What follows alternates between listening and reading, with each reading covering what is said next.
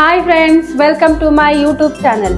ಇವತ್ತು ನಾವು ಮಾಡ್ತಾ ಇರೋದು ಕಡಲೆಬೇಳೆ ವಡೆ. ಕ್ರಿಸ್ಪಿಯಾಗಿ ಕಡಲೆಬೇಳೆ ವಡೆ ಮನೆಯಲ್ಲೇ ಹೇಗೆ ಮಾಡೋದು ಅಂತೇಳಿ ನೋಡ್ಕೊಂಡ್ ಬರೋಣ. ಅದಕ್ಕೆ ಏನೇನು ಇಂಗ್ರೀಡಿಯೆಂಟ್ಸ್ ಬೇಕು ಬನ್ನಿ ತೋರಿಸ್ತೀನಿ.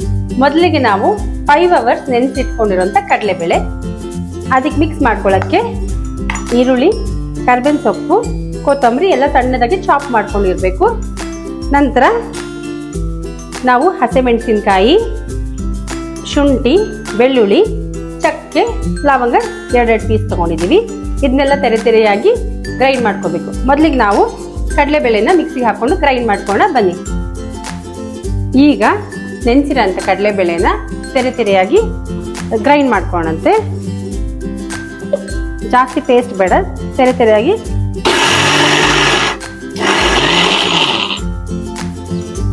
ನೋಡಿ. ಈ ಥರ ಇಷ್ಟಾದರೆ ಸಾಕದು, ತುಂಬ ಪೇಸ್ಟ್ ಆಗೋದು ಬೇಡ. ಈ ಥರದ ಕನ್ಸಿಸ್ಟೆನ್ಸಿಯಲ್ಲಿ ನಾವು ಮಿಕ್ಸಿ ಮಾಡ್ಕೊಳ್ಳೋಣ. ನೆಕ್ಸ್ಟು ನಾವು ಇದೇ ಜಾರಿಗೆನೆ ಈಗ ನಾವು ತೊಗೊಂಡಿರೋಂಥ ಹಸಿಮೆಣಸಿನ್ಕಾಯಿ, ಶುಂಠಿ, ಚಕ್ಕೆ, ಲವಂಗ ಮತ್ತು ಬೆಳ್ಳುಳ್ಳಿ ಇವಿಷ್ಟು ಹಾಕ್ಕೊಂಡು ಇದನ್ನು ತೆರೆಯಾಗಿ ಗ್ರೈಂಡ್ ಮಾಡ್ಕೊಂಡ್ಬಿಡೋಣ. ತೀರಾ ಪೇಸ್ಟ್ ಬೇಡ,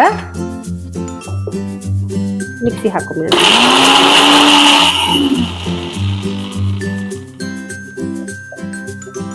ನೋಡಿ, ಈ ಥರ ಆದರೆ ಸಾಕು. ಇವಾಗ ನಾನು ರುಬ್ಕೊಂಡಿರೋಂಥ ಕಡಲೆಬೇಳೆ ಇದೆಯಲ್ಲ, ಅದಕ್ಕೆ ನಾನು ಕೊಯ್ಕೊಂಡಿರೋಂಥ ಎಲ್ಲ ಇಂಗ್ರೀಡಿಯೆಂಟ್ಸ್ ಹಾಕ್ಕೊಳ್ತೀನಿ. ಕೊಯ್ಕೊಂಡಿರೋಂಥ ಈರುಳ್ಳಿ, ಕರ್ಬೇವಿನ ಸೊಪ್ಪು, ಕೊತ್ತಂಬರಿ, ನಾವು ಮಿಕ್ಸಿ ಮಾಡ್ಕೊಂಡಿರೋಂಥ ಪೇಸ್ಟು ಇಷ್ಟನ್ನು ಹಾಕ್ಕೊಂಡ್ಬಿಡೋಣ. ನಂತರ ಇದಕ್ಕೆ ಉಪ್ಪು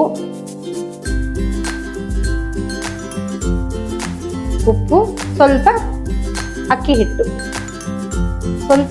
ಮಿಕ್ಸ್ ಮಾಡಿದರೆ ಗರಿ ಗರಿಯಾಗಿ ಬರುತ್ತೆ. ನೋಡಿ, ಇಷ್ಟನ್ನು ನೀಟಾಗಿ ಈಗ ಎಲ್ಲ ನಾವು ನೀರು ಹಾಕೋಬಾರ್ದು, ಎಲ್ಲನೂ ಒಟ್ಟಿಗೆ ಮಿಕ್ಸ್ ಮಾಡ್ಕೊಂಡ್ಬಿಡು. ಈರುಳ್ಳಿ ನೀರು ಬಿಟ್ಕೊಳತ್ತಲ್ವಾ, ಹಾಗಾಗಿ ನೀರು ಹಾಕೋಬಾರ್ದು. ಈಗ ನೋಡಿ, ನೀಟಾಗಿ ಈ ಥರ ಮಿಕ್ಸ್ ಮಾಡ್ಕೋಬೇಕು. ನಂತರ ಒಂದು ಬಾಣಲೆಗೆ ಎಣ್ಣೆ ಹಾಕಿ, ಎಣ್ಣೆ ಕಾದ ನಂತರ ನಾವು ಕಲಸಿರೋಂಥ ಹಿಟ್ಟನ್ನ ಈ ಥರ ಉಂಡೆ ಮಾಡಿಕೊಂಡು ಅದನ್ನು ಸ್ವಲ್ಪ ನೀರು ಹಚ್ಕೊಂಡು ಕೈಯಲ್ಲಿ ಈ ಥರ ತೆಳ್ಳಗೆ ತಟ್ಕೋಬೇಕು.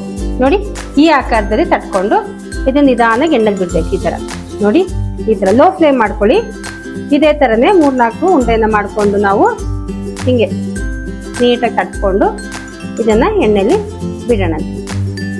ಲೋ ಫ್ಲೇಮಲ್ಲೇ ನಿಧಾನಕ್ಕೆ ಒಂದು ಪಕ್ಕ ಬಿಡಿ. ನೋಡಿ, ಈಗ ಈ ಥರ ಗೋಲ್ಡನ್ ಬ್ರೌನ್ ಆಗೋ ತನಕನು ಲೋ ಫ್ಲೇಮಲ್ಲೇ ಅಥವಾ ಮೀಡಿಯಂ ಫ್ಲೇಮಲ್ಲಿ ಇಟ್ಕೊಂಡು ನೀಟಾಗಿ ಕರಗಿಸಿ ತಗೊಳ್ಬೇಕು. ಆದಷ್ಟು ಮೀಡಿಯಂ ಫ್ಲೇಮಲ್ಲಿ ಇಟ್ಟು ಒಳಗೆಲ್ಲ ನೀಟಾಗಿ ಬೆಂದಿರುತ್ತೆ, ಹೊರಗಡೆ ಕ್ರಿಸ್ಪಿಯಾಗಿ ಬರುತ್ತೆ. ನೋಡಿ, ಈ ಥರ ಒಂದು ಫ್ಲೇಮಾಗಿ ಬರಬೇಕು. ನೋಡಿ ಫ್ರೆಂಡ್ಸ್, ಈಗ ನಮ್ಮ ವಡೆ ರೆಡಿಯಾಗಿದೆ. ಈ ಥರ ವಡೆ ಅನ್ನ ಸಾಂಬಾರು ಜೊತೆ ಮಾಡ್ಕೊಂಡು ತಿನ್ನೋಕ್ಕೆ ಸೂಪರ್ ಆಗಿರುತ್ತೆ. ಈ ಥರ ವಡೆನ ನೀವು ಮನೇಲಿ ಮಾಡಿಕೊಂಡು ಹೇಗಾಗಿದೆ ಅಂತೇಳಿ ನಮಗೆ ಕಮೆಂಟ್ ಮಾಡಿ ತಿಳಿಸಿ.